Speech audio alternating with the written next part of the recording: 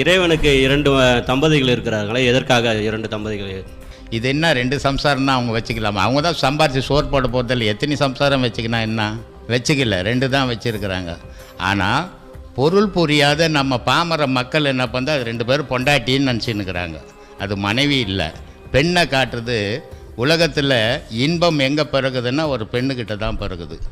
துன்பம் எங்கே பிறகுதுன்னா ஒரு பெண்ணுக்கிட்ட தான் பிறகுது. அதனால் 2 பொண்ணை வச்சு இன்பமும் துன்பமுமா நீ அனுபவிச்சுன்னுக்கிற வாழ்க்கையில்னு காட்டுறதுக்கு தான் 2 பெண் உருவத்தை பக்கத்தில் படைச்சிருக்கிறது. அதனால் ஒரு மனிதன் வாழ்க்கையில் இன்பமும் துன்பமும் இயற்கை அப்படின்றதுக்கு தான் கடவுள் பக்கத்தில் 2 பெண்ணை படைச்சு இன்பமும் துன்பமுமாக காட்டியிருக்குது. கண் கெட்ட பிறகு சூரிய நமஸ்காரம் எதுக்கு? கண்ணுன்றது விந்து குறைஞ்சி போச்சுன்னா பார்வை குறைஞ்சிடும், காது கேளாமை வந்துடும், வாய் பெணத்த ஆரம்பிக்கும், சரியாக பேச முடியாது. இது எல்லாத்துக்கும் காரணமானது விந்து.